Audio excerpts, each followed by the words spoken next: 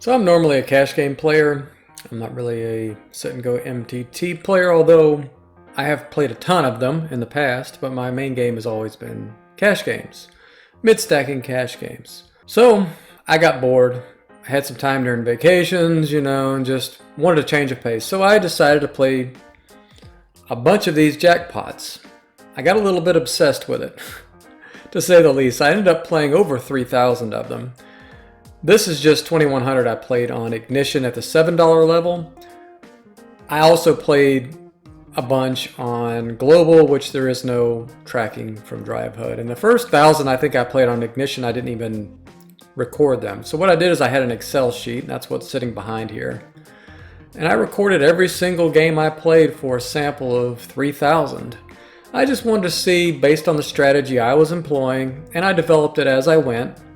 I was like, can I just get a nice, simple, workable strategy that I can just basically autopilot these things and do well? Well, obviously there's no such thing as autopiloting, but I think I came pretty close to coming up with a very good solution for doing very well in these games. As you can see, I had 863 wins in this sample, 762 seconds, and 499 thirds.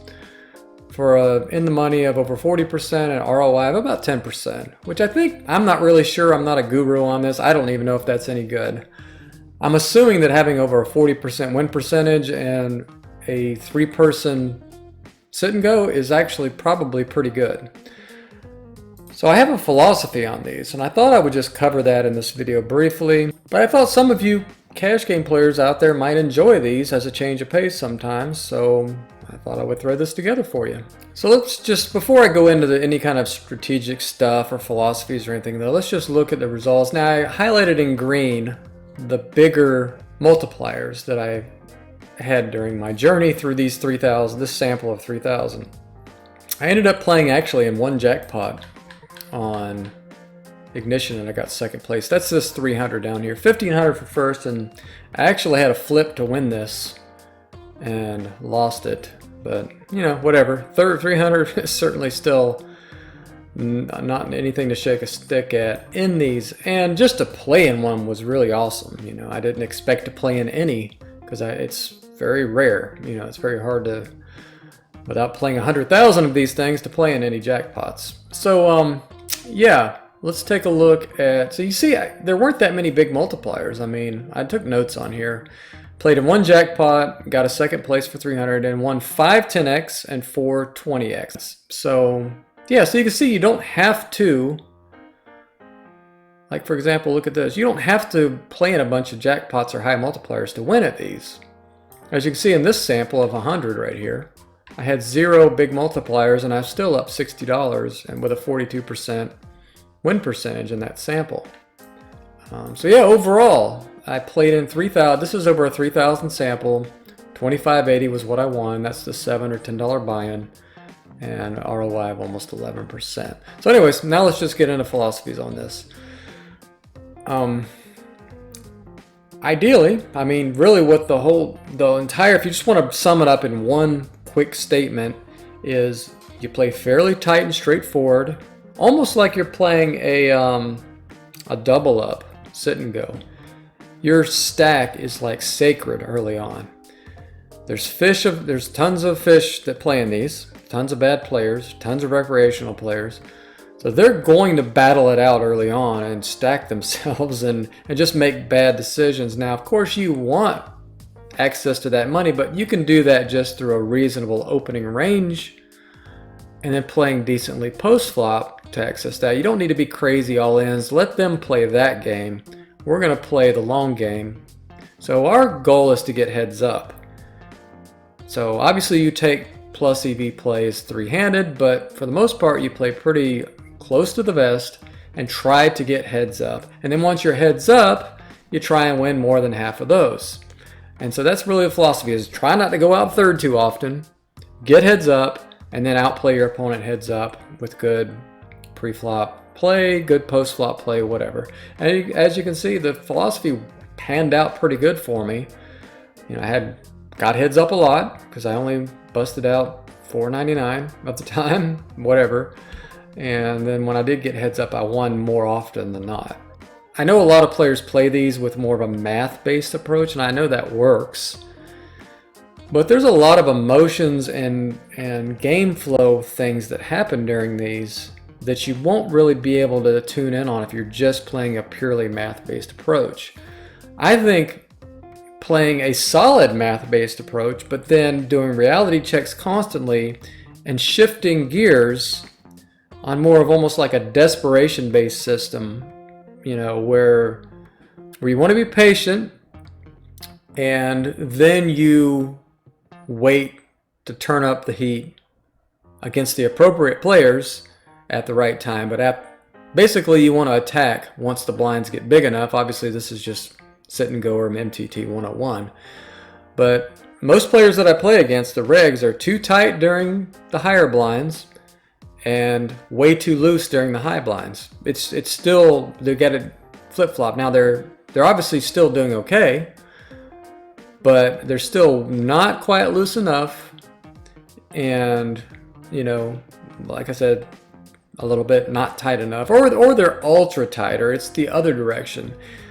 I swear, I probably only encountered 5 good regs in my opinion playing these things. The entire time that I was playing, I was like, okay, this guy knows what he's doing. Now maybe I'm the fish and it's hard for me to spot the good players of the fish, so I'm not really sure. But that was just kind of my assessment, is when you're playing a heads up versus a guy, you can pretty much tell if he's good, right?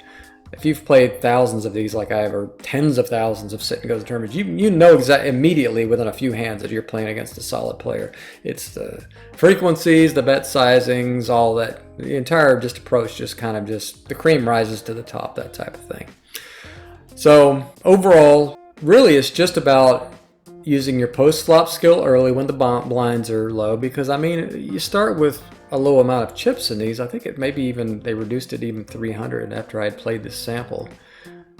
500 or 300 chips, whatever. There's still, the blinds are low enough that you can leverage some post-flop skill early on. And then once the blinds get up a couple of levels, then you're just basically playing a solid push-fold strategy. Really, you're just allowing the overly loose or the non-patient players to spew, and then you're just taking advantage of that by, you know, gaining reads on your opponents. First of all, you got to be able to, because you can on global, you can flag players, right? If you play them over and over again, you can label them red for aggressive maybe, or blue for tight, or whatever you want to do. And then you can just adjust, like if a guy that you know is tight shoves, you play different ranges, you called it with different ranges than you do versus a guy you know is a maniac, right? It's just playing solid poker and being smart with your reads. I recommend playing no more than 4 of these, and on global you're observing people, and on ignition you can use a HUD, obviously.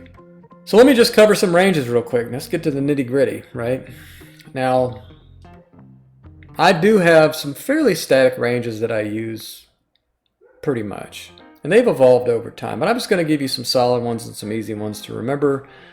Now this is going from memory here. Let's pull up Equilab here real quick. We'll just talk about maybe a button opening range. Now, I actually feel that you should have a pretty static range across all levels, right? I think, and you can convert your opening, you should have an opening range that can convert to a shoving range. It just makes things a lot simpler. So you want to be playing fairly tight anyway. So I think you should have a fairly static range for opening. That way you can be playing multiple tables and be using the same ranges and not having to constantly adjust your ranges. Now obviously there's some play in this, and you do want to widen your ranges if you have people folding a lot, and you want to tighten your ranges if you have people being a maniac behind you. But I think having a fairly static range across all levels works, is a pretty good method. It's worked pretty well for me. All right, let's put some ranges in here. All right, so if you're on the button and it's your first act, I would open all pairs. Is there a way just to click all pairs here? I haven't used Equilab in a while. I'm so used to Poker Stove. Let's see. Whatever. We'll just do this and be sloppy here. And okay, so all pairs, all aces. Now this goes for small blind and button. Open all aces. Obviously, if you're opening this in the button, you're going to be opening it in the small blind as well. And then I would do basically all broadways. Let's see. Obviously, we're going to open some suited hands as well. I'd open quite a robust amount of suited hands. I mean, I would play pretty tight until you get the hang of this, but you know, maybe something like that. It's going to be pretty tight, but whatever, right? I mean, we want to be tight. We like to err on the side of tight while we're learning, right? So, what is that about? 32% of hands, okay. Let me look here. Actually, more like this, probably. 34%. Yeah, something like that, I think is good. Yeah, something like that's good. So I would open pretty tight, something like that, until you start. You can loosen this up later, but this is probably somewhere around where I would start out at. And then let's transfer this range down. Or maybe we open all of our kings. Maybe all of our suited queens, right? And maybe we'll just go down a pip here and do something like this. How about that? Something like that. That's what, about half a hands? Yeah, 48%. So yeah, pretty solid ranges. I mean, this isn't really like rocket science here. It's a pretty solid range, right? So that's our opening ranges. Now we're going to use that early on. We're going to use that when the blinds get high. We'll switch to more, you know, maybe we'll open 2.5x early, and then we'll switch to solely a min raise or a shove once our blinds, but once we're down to an effective, I don't know, big blinds of less than like 10 big blinds or something, we'll do nothing but shove, right? Above 10 big blinds, you'll be open raising. Something like that. That's a pretty sound line of demarcation to set, or something like that. Now, what if somebody's shoving on us, right? Well, if we have greater than 12 big blinds, I'd like to see us being pretty tight here. Let's start a new one here. Maybe we'll call with something like 6s plus. And this could be from the small blind, right? And then maybe something like this. I mean, that's it. Let's be pretty tight. I mean, probably could even fold ace-jack offsuit here. We're not going to win money by winning 60-30s in these. Obviously, you want to go 70-30, I mean 60-40s. 70-30s you're fine with, but I mean, we don't really want to flip early on. So if this is the first level, I probably wouldn't even call this wide. You know, I might even like something like 8s plus, ace queen, something like that. But let's just, for the sake of it, let's just go with this, just being our all-encompassing. This is what we're always going to call when we're greater than 12 big blinds most of the time. And the big blind we might like tighten, I mean loosen up a little bit, something like, I don't know, what's a little bit looser, something like that. Leave the king queens alone. I mean, we don't want to get all in with king high, something like that. Okay, so now we got our calling our shoves with greater than 12 big blinds. Well, let's say we have less than 12 big blinds. Well, we just call a little bit. So maybe we'll call with our big blind range in the small blind, you know, when we're below 12 big blinds. And obviously you have to reality check this. If you got 5 big blinds sitting there, you just have to play smart and just know what your ranges are for that. I'm not going to go into that great a detail with this. You still got to be a decent MTT S&G player, right? I'm not gonna give you the entire. I can't do that. I mean, it would take like 100 hours, 100-hour long. But this video is already getting longer than I wanted it to be. What did I want to do? Like a 10-minute video here, but yeah. So, so let's say people limp. What are we going to shove on? Oh, okay. I'm sorry. Big blind. What are we going to call in the big blind if people shove? I mean, what's logical? Maybe we'll add in king queen now. This is less than 12 big blinds, obviously. And then, yeah, be a little bit more liberal maybe with the aces, something like that. Yeah, I think that's fair, something like that. And obviously deuces and threes are probably plus EV, and there's a lot more plus EV technically hands, but that's not what we're out for, especially three-handed. We're going to be tighter than. We're trying to get the heads up. Let's remember that philosophy, and let's forego some of these more marginal spots to get the heads up more often. And getting the heads up with a dominating chip stack is fine and dandy, but it honestly is overrated in these. I'll take getting heads up as often as I do. I mean, it's not like we're playing for, you know, this is winner take all. We're not doing any kind of ICM or anything like that. This is winner take all. So you got to keep that in mind on these. There's huge benefit to getting heads up. Like I said, it's almost like a double or nothing.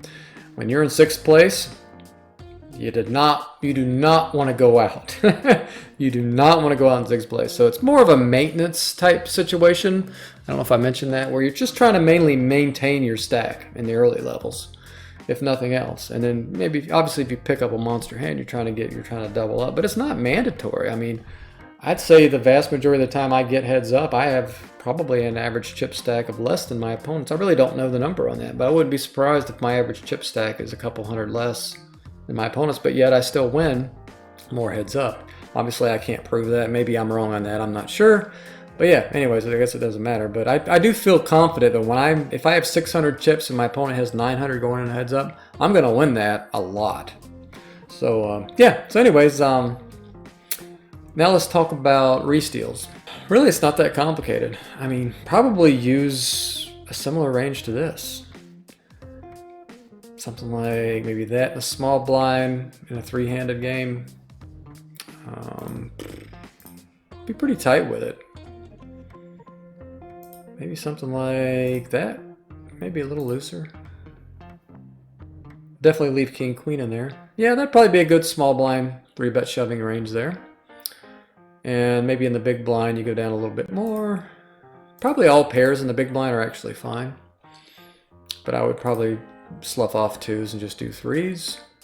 Maybe we go down to like ace-9. Maybe we just go ace-8 straight across and go, and then maybe we add in a suited king-jack, something like that. Once again, still pretty tight. This is only 14% of hands we're 3-bet shoving at any given point. Obviously, as blinds go up, we'll have to expand this. I'm not going to give you those ranges, but just be logical with it. As the effective stack goes down, especially once you're down below 10 big blinds, you obviously got to widen quite a bit. You get down below 5 big blinds, you widen yet again. You get down to 3 big blinds, you're just getting it all in as quick as possible with something reasonable, right? So what do we 4-bet? If you get 3-bet small, just 4-bet like 6s plus, maybe ace queen from the button, ace jack suited. Maybe very similar range to what you use to call shoves with in the small blind would be good. Do that in the big blind for your 4-bet, and then same thing in the small blind. If you get 4-bet by the big blind, use your big blind calling range for shoves greater than 12 big blinds. But once again, just be reasonable with it. So yeah, kind of the big levels in this are when everybody gets below 10 big blinds. So what would that be like when the big blind gets above 50? The levels vary per poker site, you know, but yeah, when you get below 10 big blinds, and everybody's certainly below 10 big blinds, that's 1 point. In the early levels, like being below 240 chips, that's kind of a desperation spot for you, or somebody else is below 240. And kind of the mid levels, like being below 400, you kind of got to start getting desperate. And then when your head's up, you know, kind of, you know, if you're below 600 and your opponent's like at 900 or 1,000, obviously you'll have to adjust what I'm talking about here if you have a 300 chip starting stack. So just you do the math on that. So I guess what is that, a third of it? So whatever, or 2/3. So whatever that comes out to be. And then once you get down to below 8 big blinds, 7 or 8 big blinds, you got to shove pretty wide. I would shove all pairs. Well, I can show you here. Let's go with a wider one here to make it easier. I'd shove all pairs. Actually, you know what? This looks pretty good. I'd probably shove all queens. And a lot of suited hands. In fact, when you're below 8 big blinds, you probably could just shove all suited hands, honestly, when you're below 8 big blinds. Certainly below 5. But I would be really aggressive once you get below 7 or 8 big blinds. Let's see. Yeah, something like that would not be, I mean, go crazy with it. 70% of hands. If you're below 7, 6, 7, 8 big blinds, if you're getting below 4 big blinds and you're blind versus blind, 5 big blinds, shove any 2 cards. That's pretty much it. But you guys that are watching this probably know all this stuff. This is the easy part. Once blinds get really low and you can just leverage your knowledge of push fold. It's what's really important in jackpots is getting to the push fold stage more often than your opponents are. Getting the heads up more often than your opponents are. And that just goes, and you just basically play almost like it's a double or nothing. And if you have that mentality, stack maintenance, playing smart, getting the heads up, and outplaying your opponent, doing good solid push fold once the blinds get high, being more aggressive than your opponents typically are, you're golden, man. And I feel like I'm droning on and on in this one. I didn't really intend this to be such a long video, but I'm hoping that a lot of you are able to benefit from this video, because these things are actually a lot of fun. I kind of got addicted, as you can tell, playing so many of these things.